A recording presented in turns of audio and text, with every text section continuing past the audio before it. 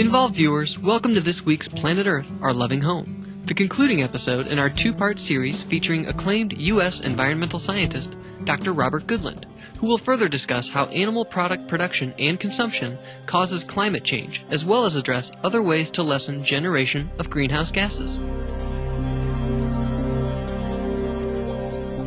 Let's start with Lester Brown's conclusion. He said, worldwide anthropogenic greenhouse gas must be cut 80% by 2020. That is going to be a wrenching change, but that is necessary. I fully agree that that should be the goal. We're going to have to do simultaneously all possible means to prevent climate catastrophe. Regarded as the conscience of the World Bank, Dr. Goodland served the bank as a senior environmental advisor for 23 years. Currently, he is a senior fellow at the World Resources Institute, a nonprofit global think tank that conducts environmental research and provides solutions to governments, companies, and communities regarding ecology-related issues. He has authored or co-authored numerous books on sustainable economic development and the environment, serves as Metropolitan Chair of the Ecological Society of America, and is the past president of the International Association for Impact Assessment. In 2008, he received the first International Union for Conservation of Nature's Coolidge Medal for his outstanding contributions to environmental conservation. In October 2011, the Gwangju NGO Global Forum was held at South Korea's Junnam National University and featured a talk by Dr. Goodland entitled Food and Climate Change, Risk and Opportunity for Korea and the World. The event was part of the 2011 Gwangju Summit of the Urban Environment Accords, where mayors and professionals from more than 100 cities around the world gathered in Gwangju City to discuss pressing environmental issues facing urban areas. Some of the distinguished attendees included Lester Brown, founder and president of the U.S.-based Earth Policy Institute, Amina Mohammed, Deputy Executive Director of the United Nations Environment Program, and Dr. Juan Close, Executive Director of the United Nations Human Settlements Program, UN Habitat. Dr. Goodland believes that implementing a carbon tax is a step all governments should take as part of a program to address climate change. In November 2011, the Australian government enacted a carbon tax to lessen carbon emissions. Starting July 2012, the 500 highest polluting corporations in Australia are subject to the tax. We have to get a tax on greenhouse gas emissions. Some people call it a carbon tax. The moment you get the market to speak the truth, then a lot of these problems will be solved. This tax must be applied domestically, but also to imports. If a country like China imports a lot of beef and livestock feed, chicken feed, pig feed from the Amazon, then the carbon embodied in that trade has to be taxed. Like other experts, Dr. Goodland believes all nations should turn away from coal and other fossil fuels as energy sources as fast as possible, but also feels there is a misperception that this is the most cost-effective solution to global warming, and that by simply taking this action, we will be able to rapidly reverse the current situation of accelerating climate change. Chris Menzel, the Chief Executive Officer of a U.S.-based clean energy consulting firm, notes that a 1% reduction in worldwide meat consumption would produce the same benefit as a $3 trillion solar energy investment. The biggest answer that most people think will help prevent climate catastrophe is a massive switch from fossil fuel, that's coal, gas, oil, from fossil fuel over to renewable energy, wind, solar, tidal, geothermal, some small hydro maybe. But that's transition from fossil fuel to renewables. It's essential, but it's too slow. Whatever you do, it's going to take at least 20 years from 2010 to 2030. And most scientists say you cannot wait until 2030. The other thing about the transition from fossil fuel to renewables, it's immensely expensive. Just think of Joyul's talk this morning that you had nuclear reactors in Korea. and you import $2 billion worth of coal every year, just imagine how expensive it's going to be to change those figures. So it's essential, but only for the long term. It cannot prevent climate catastrophe in time. The transport sector, all of the cars on the road only emit 6 billion tons. So I know there's a lot of attention devoted to more fuel-efficient cars or getting plug-in hybrid cars, and that's good and it should be accelerated, but frankly it doesn't help much as reducing your own intake of livestock products. About half the world's grain harvest is diverted to feeding livestock. Another portion is consumed in producing biofuels. In the U.S., 37% of annual corn production goes to creating corn ethanol. With 1 billion people starving or malnourished in our world, food crops should be reserved for human consumption rather than livestock or energy production.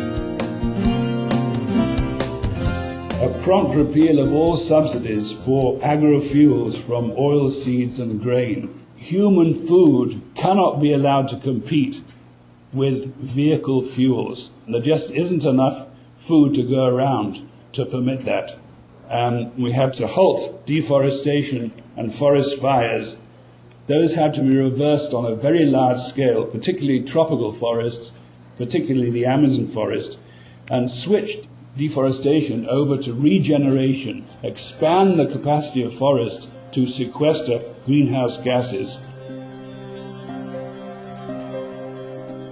Considering the long lifespan of carbon dioxide in the atmosphere, lessening the release of shorter-lived greenhouse gases such as methane and nitrous oxide, both with high global warming potentials, is a quicker way to mitigate climate change compared to simply limiting carbon dioxide emissions.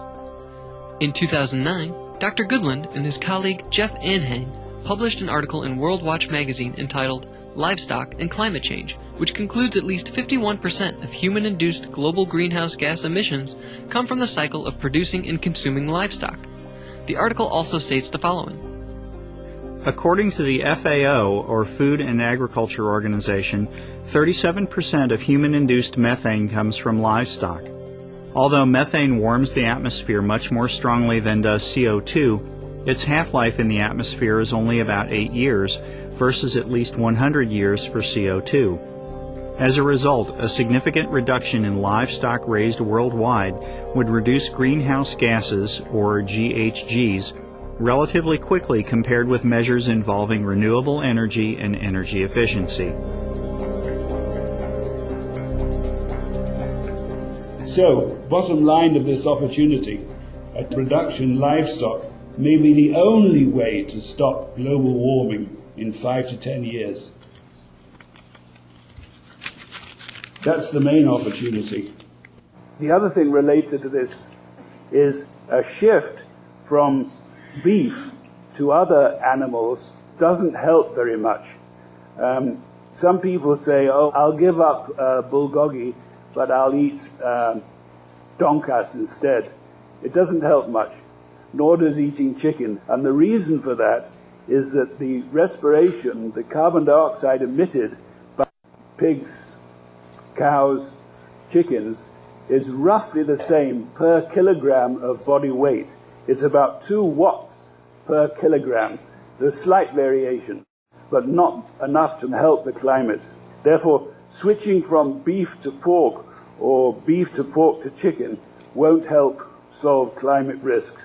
The only thing you can do is to reduce livestock intake yourselves.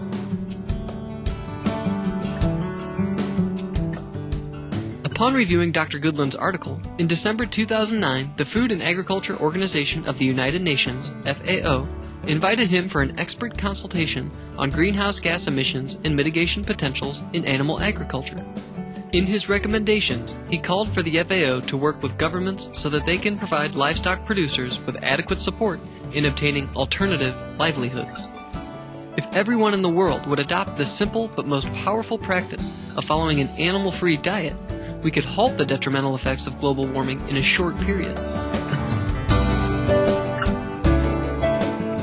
Joey this morning mentioned the some people go vegetarian. That's even better. That would be absolutely brilliant. Climatically effective alternatives to eating livestock include any plant-based foods. If you find it difficult to make a transition from meat, then you can eat meat analogues. Do you all know donkas, pork chops? Well, there's a new one in Korea, kongas. So the switch to kongas would make a huge difference. By the way, it would also make us all a lot healthier and less obese. The change of diet would reduce deforestation and forest burning for cattle ranches, particularly in the Amazon basin, where a lot of Chinese pig food and chicken food comes from. And allowing regeneration of the forest would absorb much more greenhouse gas very fast. I think that regeneration of forests is the only way to create large-scale capacity to sequester today's atmospheric carbon. If you replace animal products with alternatives, the world will more easily feed the 9 to 10 billion people expected by 2050. If global hunger and starvation is a big motivation for you, then one of the best ways to do it is to get people to switch and reduce their livestock production.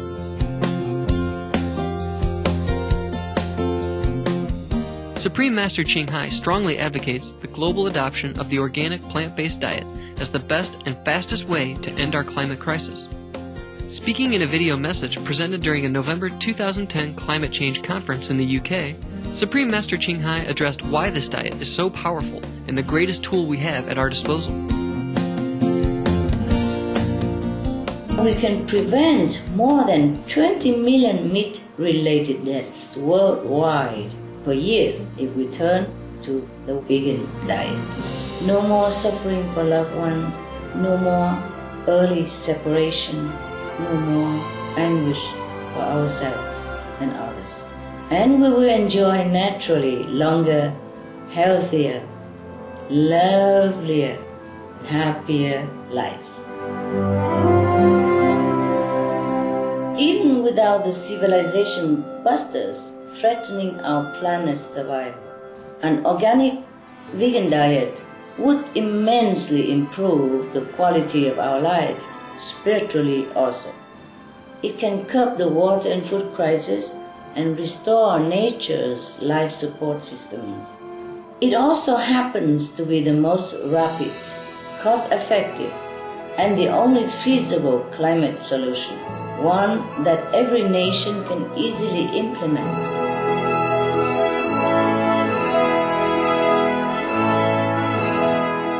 We sincerely thank you, Dr. Robert Goodland, for revealing the truth that the livestock industry is primarily responsible for climate change. May you have continued success in your invaluable research on preserving the environment and our precious planet. For more information on Dr. Robert Goodland, please visit www.goodlandrobert.com. Dr. Goodland's books are available at www.amazon.com. Download a free PDF of the article Livestock and Climate Change at www.worldwatch.org/node/6294. Thank you for watching this week's episode of Planet Earth, Our Loving Home. May all lives be filled with heavenly harmony and love. For more details, please visit www.suprememastertv.com/PE